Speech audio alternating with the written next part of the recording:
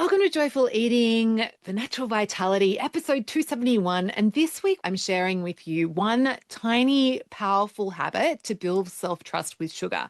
And it even works for birthday cake. So, just in case you don't know me, I'm Jules Clancy. I'm a food scientist. And here in Joyful Eating, I share with you each week a proven, actionable strategy to help you listen to your body, become one of those naturally healthy people who eats what you want, but not too much, which means you feel great in your clothes and you feel better as you age. Okay, our plan for today is first, I'll just share a little bit about why I wanted to share this strategy this week. And then we're going to talk about this one powerful tiny habit that it still blows my mind that this works. And then I'll share a little bit about how it works. And then we'll look at the biggest mistakes that people make with this, and we'll put it into practice at the end with a weekly home plays, your assignment. Okay, why this lesson? Yesterday was my half birthday, so 53 and a half, yay. And if you don't celebrate half birthdays, highly, highly recommend.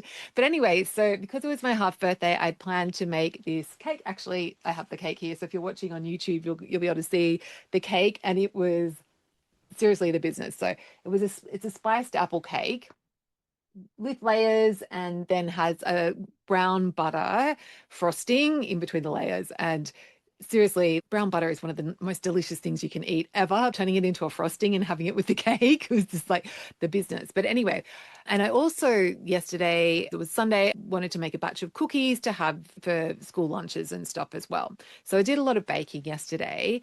And every time I do this, it blows my mind that I can intentionally decide to bake birthday cake, make cookies, do whatever, and not lick all the mixture or eat all the raw cookie dough and end up feeling sick. Like actually decide how I want it to go and then follow through on that and just have this amazing sense that I can trust myself around a highly, highly addictive substance. I wanted to share this with you because baking can be so joyful and so much fun, and sharing a birthday cake it's one of life's great little simple pleasures, but it can be so fraught, right? So it doesn't have to be that. And so that's why I thought, yes, let's do an episode on this week.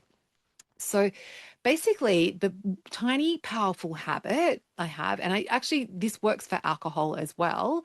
But before I do anything with sugar, I set an intention. So before I start cooking anything with sugar, or if I sit down to eat a piece of birthday cake, I check in and set an intention. And what that means is I ask myself, these days I don't actually ask myself this question, I decide, but it's asking myself, how do I want this to go? And actually deciding how I want it to go. Do I want to be licking the mixture, tasting all these things, feeling gross afterwards, or how do I want it to go? And actually setting that intention. So yesterday for my birthday cake, I set the intention that I was going to have a taste of the raw mixture at the end, but one taste, that would be enough as I deal with my raw cake mixture. And I set the intention that I wasn't going to taste the frosting, but I was going to have one piece of cake at dinner when we had the birthday cake. And I'd also set an intention before I started making the raw cookie dough. And again, I decided that I wanted to have a little taste of the cookie dough, but one taste, and that would be enough.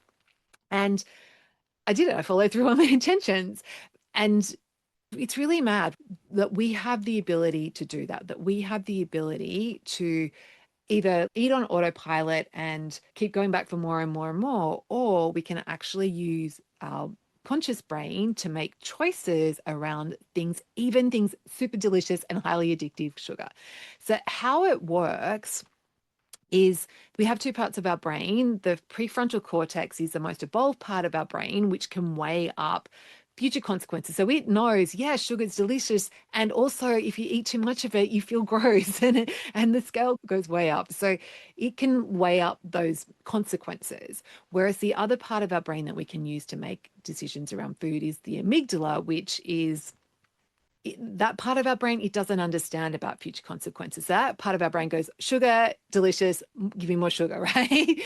This is why this powerful habit of pausing and checking in and deciding, setting an intention before you start interacting with sugar, why this works is because you're using the best part of your brain to make choices around food. So you're using the prefrontal cortex part. I know when you haven't experienced this for yourself, you can kind of go, surely it can't be that easy. But it blows my mind. And I've taught this to so many people in the Naturally Healthy Club. And so many people have said, oh, this is been one of the gifts of becoming a naturally healthy person. I can bake again and I don't have to freak out or worry about it. I can have this really beautiful relationship with sugar. But of course, you don't have to be baking. It could be you're going to a bakery or you're buying chocolate cookies. It doesn't have to be that you're baking things from home for it to work. It's the setting the intention that makes all the difference. Then in terms of the mistake, two mistakes I wanted to alert you to.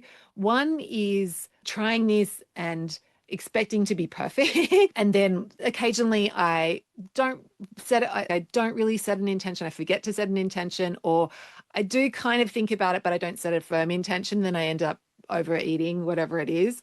And so there are still times where I overeat sugar, right? And so don't think that you have to do it perfect to be able to trust yourself around sugar. There's no perfection required. There will still be times where you overdo it. But in those moments, the thought that I had then is, I'm not failing, I'm learning. There was something here for me to learn. And then the other mistake around this is letting your environment work against you, particularly if you have a long checkered troubled relationship with sugar. Going to, oh, I'm always going to have a candy jar on my kitchen counter.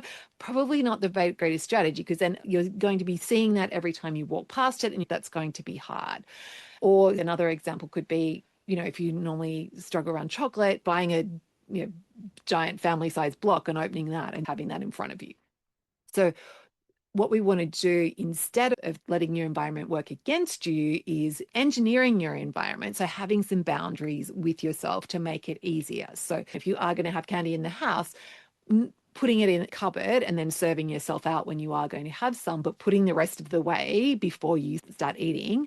Or for the chocolate example, rather than buying a giant block at a time, buying the amount that you want to have in the house and having that in the house, and then going and getting more at a later date, rather than having this giant block sitting there.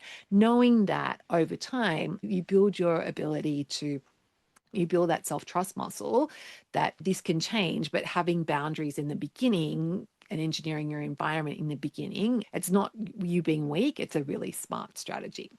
Okay, that's it for this week. So your home play is, I invite you to experiment with building self-trust around sugar, or whatever substance, whatever food that feels, maybe you're a salty person and maybe for you it's chips, but we want to experiment. And so what I want you to do is to plan a treat. So plan to have something sweet, or plan to bake something, or plan to have your salty snack, whatever it is. And then set your intention before you start. So actually deciding, how much am I going to eat of this before I start? Asking yourself that question, how do I want this to go? And then doing your experiment and seeing what happens and enjoying yourself. And yeah, you're letting yourself really enjoy it. Have a beautiful week experimenting with building that self-trust. And actually, before we go, my best bite was, you would think that I was going to share that my best bite that I had this week was my birthday cake, and it was very delicious. But actually, the best bite I had was my brunch for my half birthday.